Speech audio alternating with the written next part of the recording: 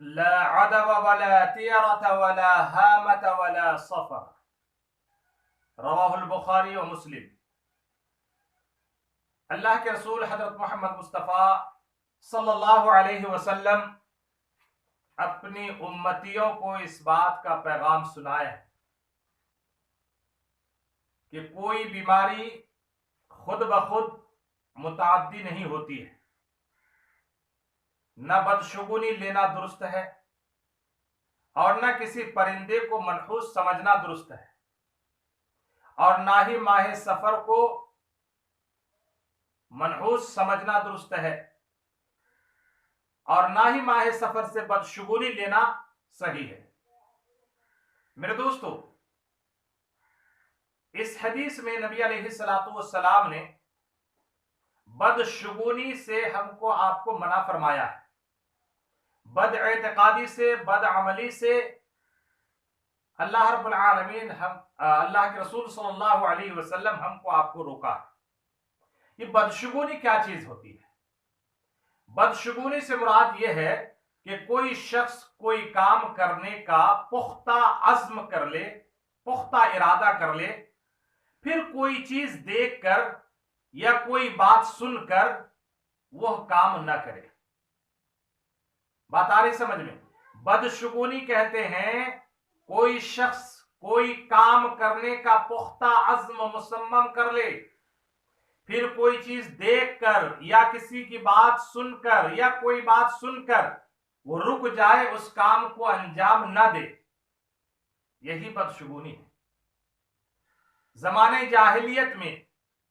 کوئی شخص جب کسی کام کے لیے گھر سے روانہ ہوتا تھا یا ہونا چاہتا تھا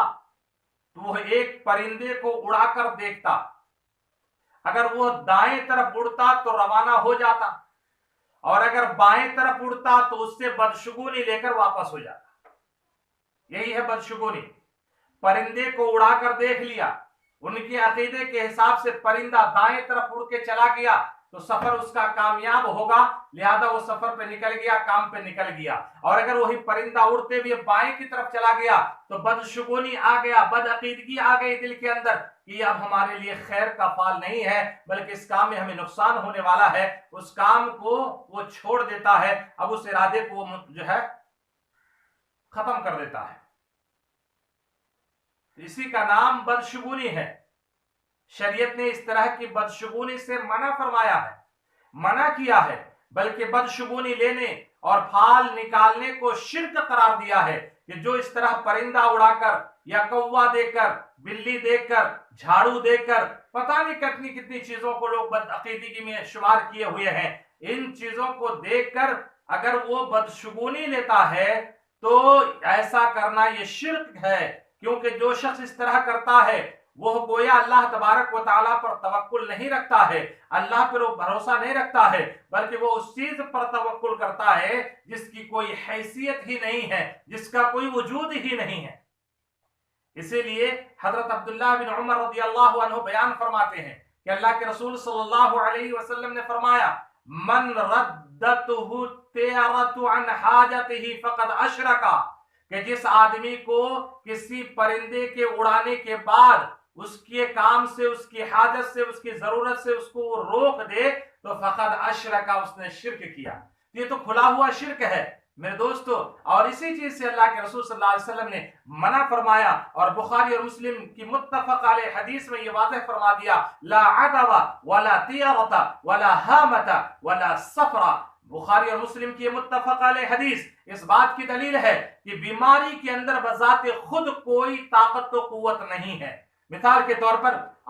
ابھی جو ہے کرونا وائرس کی بیماری جو پھیلی اور پوری دنیا کو اپنے لپیٹ میں لی، تو اس میں بھی کچھ لوگوں کا عقیدہ دیکھیے، گمراہ کن عقیدہ، کہ یہ بیماری متعدی ہے، یہ بیماری ایک سے دوسرے کو منتقل ہوتی ہے۔ میرے دوستو، اگر یہ عقیدہ کوئی دوسرا رکھے تو اس کے لیے بہتر ہو سکتا ہوگا، لیکن ایک مومن کے لیے یہ عقیدہ ہرگز درست نہیں ہے کہ وہ اس عقیدے کو تسلیم کرے کہ وائرس کے اندر طاقت و قوت ہے کہ وائرس دوسرے میں جا کر منتقل ہو جائے اور اس کو بھی جو ہے بیمار کر دے اور اس کو بھی افیکٹڈ کر دے اور اس کے اندر بھی وہ متاثر ہو جائے۔ میرے دوستو، کرونا بذات خود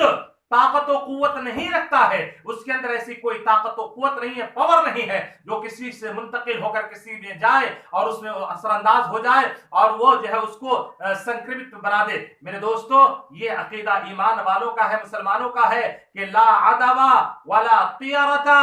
کہ کوئی بیماری خود بخود متعدی نہیں ہوتی ہے جب تک کہ اللہ تبارک و تعالیٰ کا حکم نہ ہوگا۔ اسی طرح بدشگونی لینا درست نہیں ہے، ولا طیرتا، پرندہ اڑا کر کے دیکھ لیے، دائیں گیا تو کام بن گیا، بائیں گیا تو کام بگڑ گیا، اور یہ ایسا عقیدے کے تحت اس کام سے جو ہے رک گئے یا اس کام کو چلے گئے، یہی بدشگونی لینا ہے۔ اللہ رب کے رسول صلی اللہ علیہ وسلم نے اس سے ہم کو آپ کو جو ہے منع فرمایا، اور نہ کسی پرندے کو منحوس سمجھنا چاہیے۔ ہم میں بہت سارے لوگ الو کو منحوس سمجھتے ہیں، یا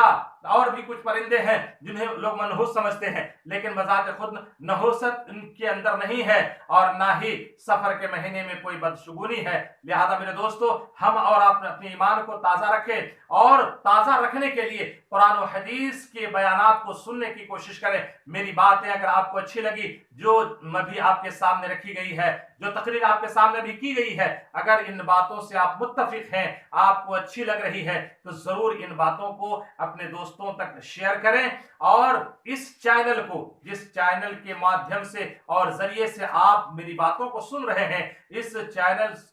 چینل کو سبسکرائب کرنے کی کوشش کریں۔ اللہ تبارک و تعالی ہم سب کو پکا سچا مومن بنا کر اس دنیا میں جینے کی توفیق عنایت فرمائے۔ میرے دوستو، میری زندگی کا مقصد تیرے دین کی سرفرازی، میں اللہ تعالیٰ سے یہی کہتا ہوں، میری زندگی کا مقصد تیرے دین کی سرفرازی، میں اسی لیے مسلمان، میں اسی لیے نمازی، وما علینا الا البلاغ۔